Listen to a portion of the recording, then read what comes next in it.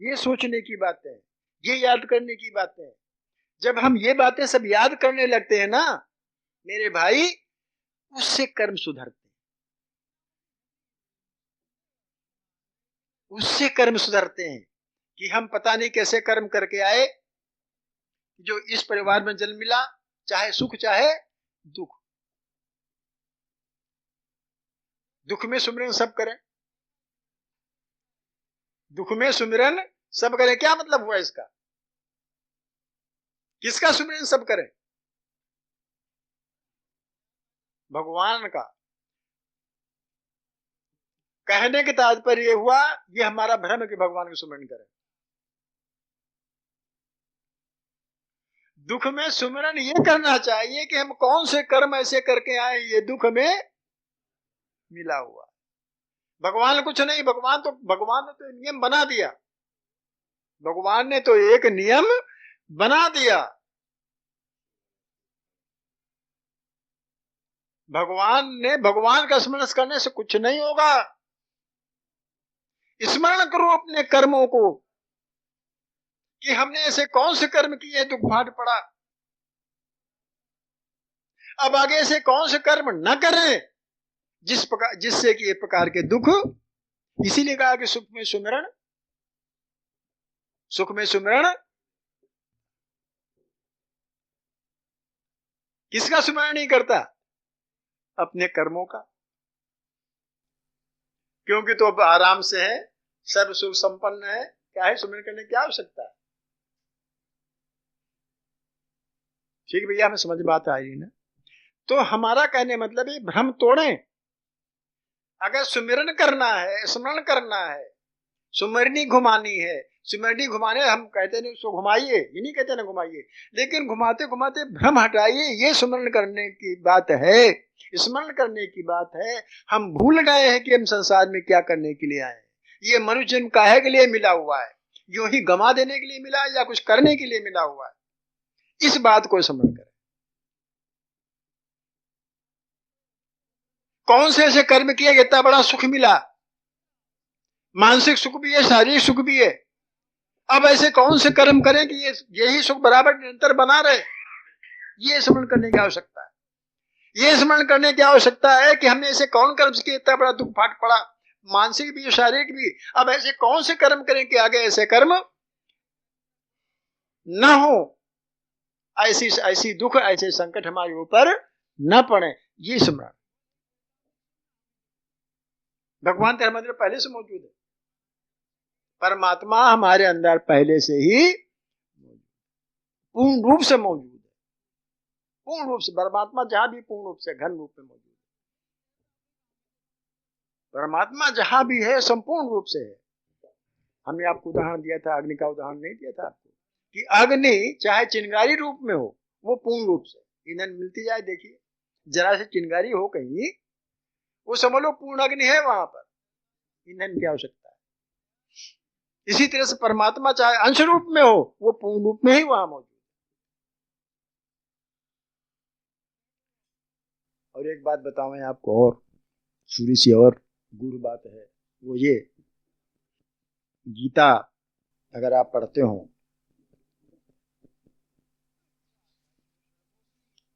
शायद चौथा अध्याय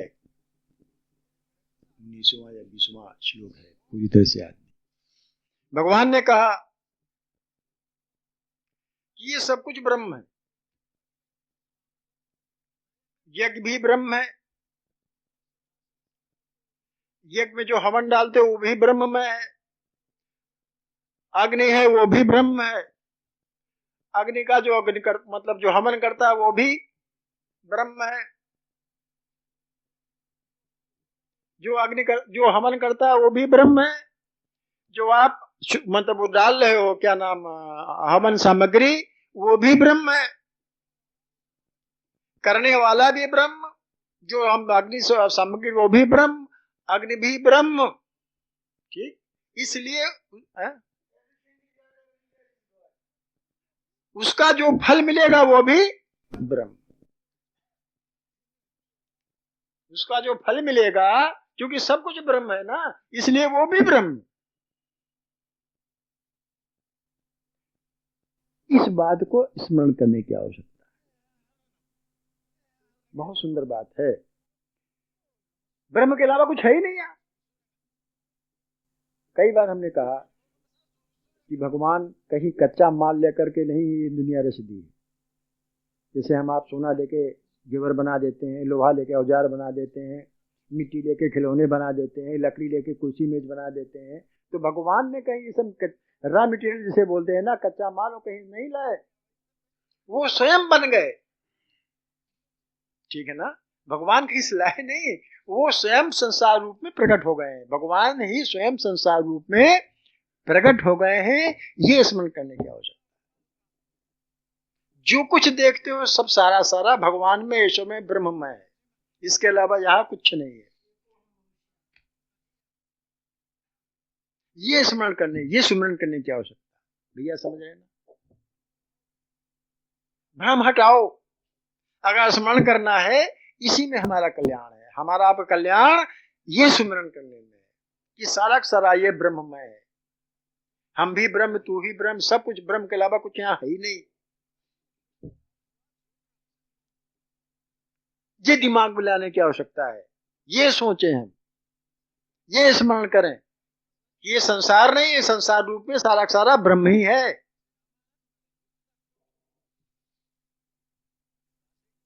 जब हम इस प्रकार का स्मरण करेंगे तो हमारे जैसे भगवान ने कहा ना कि सारे सारे कर्म भी ब्रह्म में हो जाए।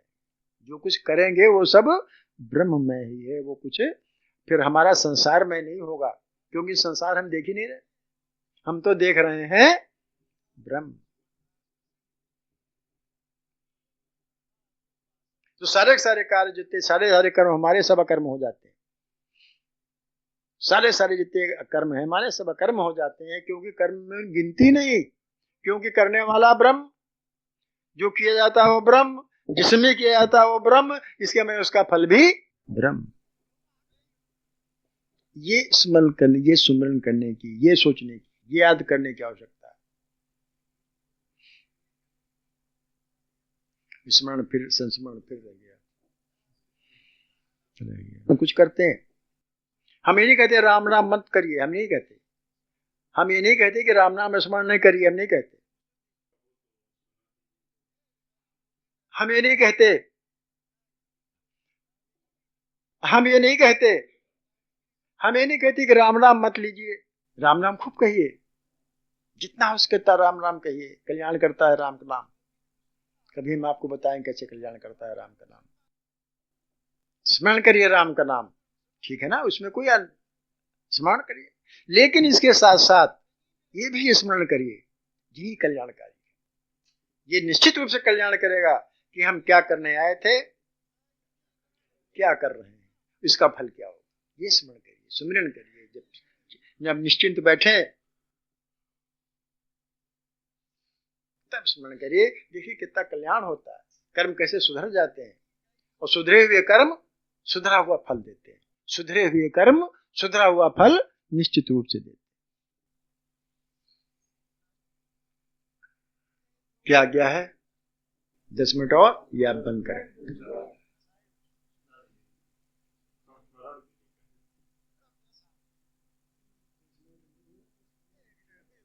नहीं, हज तो उनका शुक्ला जी का है, वो बेचारा आ गया होगा ड्राइवर। तुमने जो किया वो आत्महत्या की, और आत्महत्या करने के पीछे तुम्हारी वासनाएं और इच्छाएं थी। उसने समझाया दूसरे वाले ने कि उसके पीछे तुम्हारी वासनाएं और इच्छाएं थी। उन्हीं वासनाओं और इच्छाओं की पूर्ति न होने के कारण तुम्हें ये प्रेत शरीर मिला हुआ है। और जो वो लड़की थी उसने आत्महत्या नहीं की, उसको तुमने मारा है। और क्योंकि उसकी विवाह हो गया था, उसके अंदर कोई कामना, कोई लालसा तुम्हारे तरफ से नहीं थी उसकी, और वो संतुष्टि ना, उसको कोई इच्छा वासना कोई नहीं थी, इसलिए मरने के बाद उसकी आत्मा प्रेतमात्मा नहीं।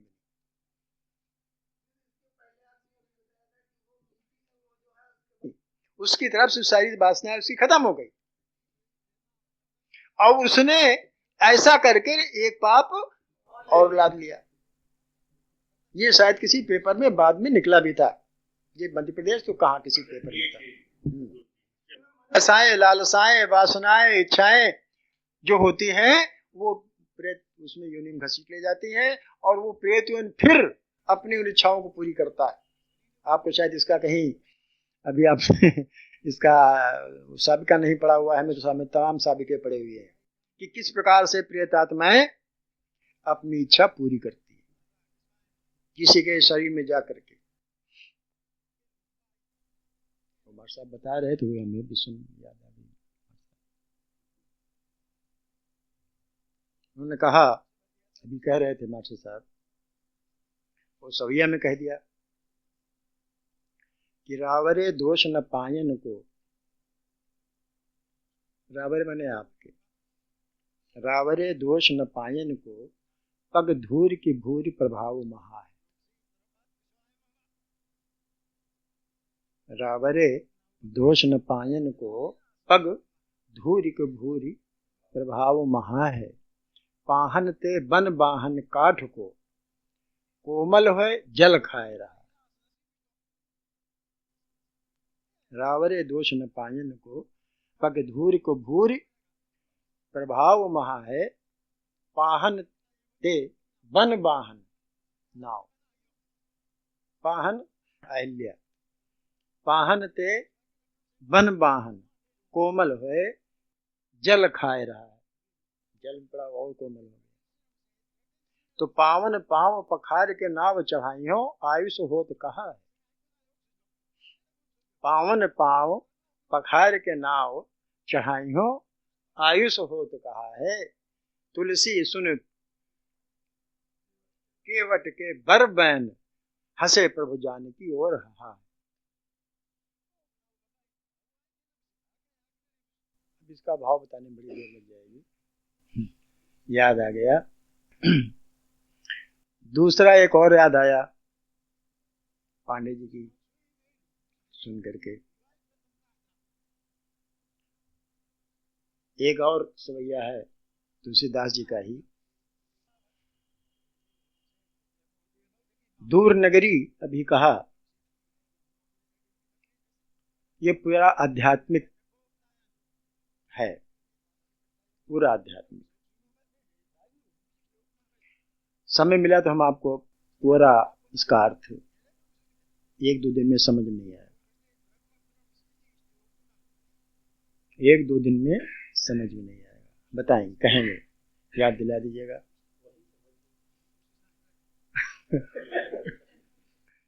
गोकुल नगरी क्या है?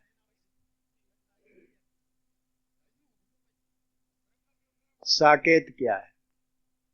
साकेत किसे कहते हैं? गोकुल नगरी क्या है? बैकुंठ क्या है? दूर नगरी क्या है? रात और दिन क्या है? रात में आऊं तो क्या, और दिन में आऊं तो क्या?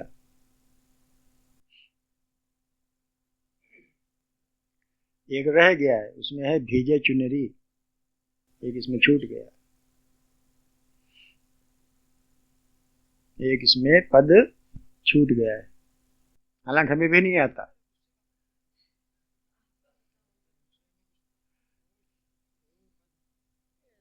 झपक चलो भीगे चुनरी, ऐसा कुछ है। भीगे गगरी टू फूटे गगरी है ना, एक और भीगे चुनरी। तो चुनरी कैसे भीगती, क्यों भीगती, गगरी कौन सी फूटती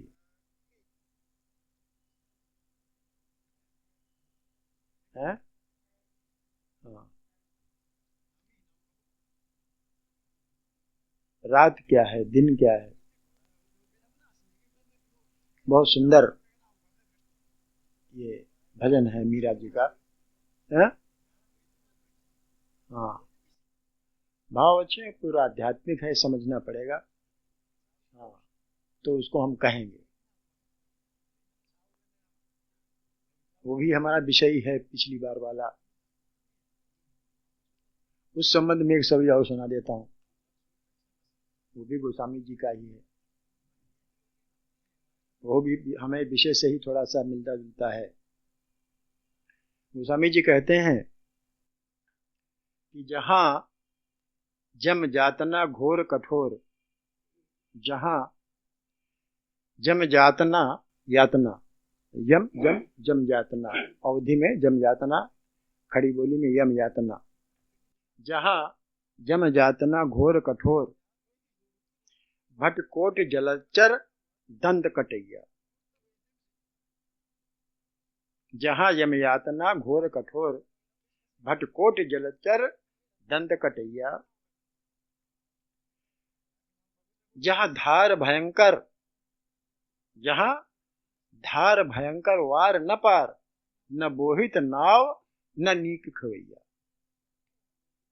तुलसी जहां मात पिता न सखा, तुलसी जहां मात पिता न सखा, न कहूं कोई अवलंब देवैया। तुलसी जहां मात पिता न सखा, न कहूं कोई अवलंब देवैया। तहां, अभी तक जहां जहां था, तहां बिनु कारण राम कृपाल विशाल भुजा गही काढ़ ले। जहां जम यातना घोर कठोर, जहां जम यातना घोर कठोर, भटकोट जलचर दंड कटैया। जहां धार भयंकर वार न पार, न बोहित नाव न नीक खवैया। तुलसी जहां मात पिता न सखा, न को कहूं अवलंब देवैया। तहां बिनु कारण राम कृपाल विशाल भुजा गही काढ़ ले। मतलब उन्होंने स्वीकार किया कि मृत्यु के उपरांत यम यातना सहनी पड़ती है और बैतरणी पार करनी पड़ती है। जहां यम यातना घोर नदी, भटकोट जलचर दंड कटैया, दांत से काटते हैं नदी पार करते हुए, गाय की पूंछ पकड़ कर नदी पार करते हैं, पार हो जाते। न बोहित नाव न नीकी खवैया, नाव न जहाज, लोग खेने वाला कोई वहां अच्छा मिल रहा है, ना कोई बात है, न पिता है, कोई नहीं वहां, न सखा है, कोई नहीं वहां। कौन है वहां? कोई नहीं वहां, लेकिन एक है वहां, वो बताएंगे कौन। कहा बिनु कारण, बिना किसी कारण, राम कृपाल विशाल भुजा गई काढ़ ले। अर्थात उन्होंने स्वीकार किया कि मृत्यु के उपरांत बैतरणी पार करनी पड़ती है, यम की यातनाएं सहनी पड़ती है।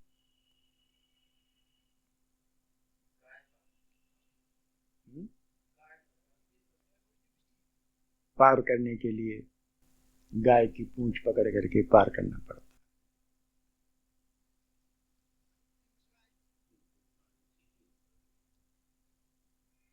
बात है गोदान कहो, गौदान कहो, गोदान भी ठीक है और गौदान भी ठीक है। गो माने इंद्री, गो माने इंद्रियों का दान। ये जो 10 गात्र होते हैं ना, 10 दिन 10 इंद्रियों का दान होता है। ये 10 गात्र 10वां जो होते कहते हैं, हर रोज एक पिंड दान किया जाता है, 10 दिन तक 10 पिंड 10 इंद्रियां, वो करके प्रतीक है उसका। हमने कई बार बताया शायद आपको। हमारे यहाँ वैज्ञानिक विधान है, ये प्रेस शरीर कैसे धारण कर लेते हैं बताया ना, कि जो हम ये पिंड दान करते हैं उनको सूक्ष्म रूप से वो पिंड उनका तैयार होता है। ये भी हम विज्ञान बताएंगे आपको। शायद आपने कुछ दिन प्रश्न किया था कैसे शरीर मिल जाता है। ये पिंड जो हम दान करते हैं, इनके परमाणु जो होते हैं वो मिल जाते हैं और यही पिंड दान उनका शरीर का निर्माण कर देता है। 10 दिन तक 10 पिंड हम दान, 10 इंद्रियां होती हैं, 10 इंद्रियों को हम दान करते हैं और वो 10 इंद्रियां उनको प्राप्त हो जाती सूक्ष्म रूप से। पिंड है इनका प्रतीक। और हमको का आदेश तो ये चाहिए कि पिंडदान से मतलब है हम भी अपनी इंद्रियों का दान करें। अब बताएं कैसे। दान और दमन दो चीजें होती हैं, दान और दमन। दान और दमन, दान भी और दमन भी। खैर हमारा विषय फिलहाल ये नहीं है, विषय तो हमारा चल रहा है वो पूंजन वाला, और साथ साथ ये भी चलेगा। हाँ, चित्त की शुद्धि तभी तो पूंजन साफ होगा, सही होगा। बगैर चित्त शुद्ध हुए कैसे आप पूंजन शुद्ध कर पाएंगे या साधना शुद्ध कर पाएंगे। हम ये भी कहेंगे तो आपको जिज्ञासा होगी। पिछली बार जैसे हमने कहा था, कुछ लोगों ने प्रश्न उत्तर किए थे, हमने संस्मरण सुनाया था पिछली बार कोई, तो उसमें प्रश्न उत्तर हुए थे। तो उनके संबंध में भी हम उसका वैज्ञानिक स्वरूप आपसे कहेंगे, किस प्रकार से आप भी कर सकते हो। आप भी कर सकते हो, लेकिन उसके लिए साधना की आवश्यकता होती है। विशेष प्रकार की साधनाएं होती हैं, और उन साधनाओं को कर करके ये क्रियाएं की जा सकती है। दृढ़ इच्छा शक्ति बहुत आवश्यक होती है, विश्वास और श्रद्धा आवश्यक होती है, और कुछ अन्य साधनाएं हैं जिनके माध्यम से ये जो विचित्र लगने वाली बातें हैं वो फिर विचित्र नहीं लगती, ना आश्चर्यजनक लगती। तो ये कैसे होती हैं, कैसे किया जाए, इसके संबंध में भी हम कहेंगे। ऐसी कोई छिपाने वाली बात तो है नहीं, ऐसी कोई बात नहीं छिपाने वाली। लेकिन इससे पहले साधना निश्चित रूप से आवश्यक है, क्योंकि ये अगर विद्या जान ली जाती है, विद्या है एक प्रकार की, अगर समझ ली जाती है तो इसका दुरुपयोग न करना चाहिए। दुरुपयोग करने से विद्या ये समाप्त हो जाती है। मालूम तो होती है, लेकिन अगर इसका दुरुपयोग किया जाए, और दुरुपयोग और सदुपयोग भी अपने विवेक पर निर्भर करता है। दुरुपयोग और सदुपयोग भी अपने विवेक पर निर्भर करता है। कहीं वो विद्या सदुपयोग से सदुपयोग लगती है, कहीं वही विद्या वही बात में दुरुपयोग होने लगती है। तो बहुत ही सावधानी पूर्वक अगर ये सिद्ध हो जाती हैं विद्याएं, तो बहुत ही सावधानी पूर्वक करने वाली होती है। हमसे कई लोगों ने कहा, हमारे पड़ोसी ने भी कहा, लेकिन फिर हमने ये सोचा कि अगर विद्या तो वो उसका सदुपयोग तो कम हो पाएगा, तो इसलिए बड़ी कठिन बात है। कभी कभी ये भी होता है कि परेशानियां भी बढ़ जाती हैं, तो वो फिर वो गड़बड़ी पड़ने लगती है।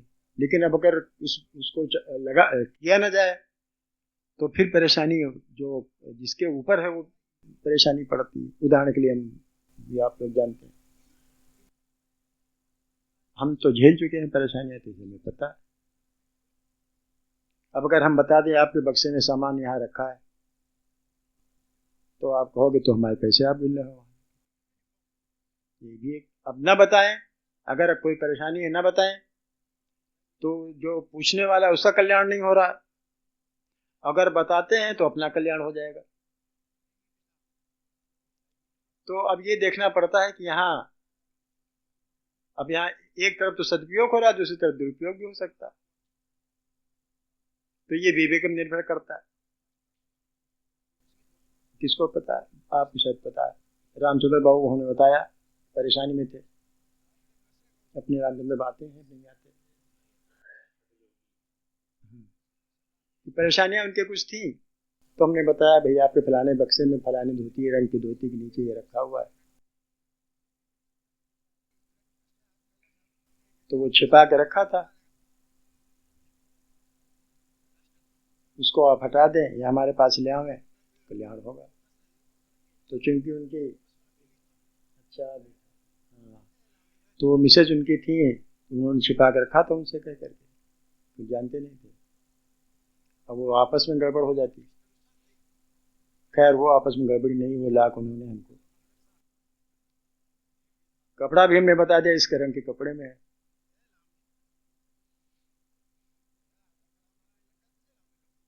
तो अब इसमें दुरुपयोग अपना कल्याण हो सकता है, मान लो वो तो खैर अपने लोग थे।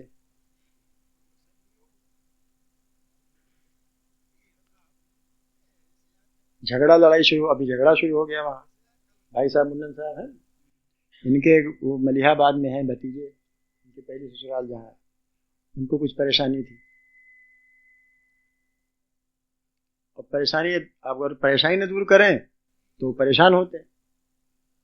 भतीजे मलिहाबाद में रहते हैं, उनको आई, वो बहुत परेशान थी उनकी मिसेज। तो भाई हमने कहा बताना जरूर, पहले बताइए कैसे काम चलेगा। हमने बताया भाई, फिर उनके बक्से में झाँका हमने, तो मैंने बताया फलाने रंग का शाल है, उसके नीचे आपने कोई दबा रखा है, उसको हटा दीजिए, वहां से परेशानी दूर हो जाएगी। पहले वहां तो कुछ नहीं रखा, हमने कहा देख लो। अब वो बता इसलिए नहीं थी कि छुपा के रखा था उन्होंने, लेकिन अब क्योंकि कल्याण होना जरूरी था तो अब वो मुन्नन बिगड़े कि नहीं लाओ निकाल करके रखा, ये गलत हो नहीं सकता, निकाल के लाओ। खैर वो निकाल के लाई, कपड़ा था, वहां मलियाबाद गए, वहां से निकाल के लाई। अब वो मियाँ भीम लड़ाई होने लगी, उन्होंने कहा तुमने रखा, उन्होंने कहा तुमने रखा। अब वो कहीं मजार वजार कपड़ा था, मजार कपड़ा था कोई, वो किसी ने दिया होगा कि रख दो, ये हो जाएगा, ऐसा हो जाएगा, वैसा हो जाएगा। हाँ वो तो उल्टा हो ही गई। तो मियाँ भीम लड़ाई होने लगी, वो कहते हैं तुमने रखा, उन्होंने कहा तुमने रखा।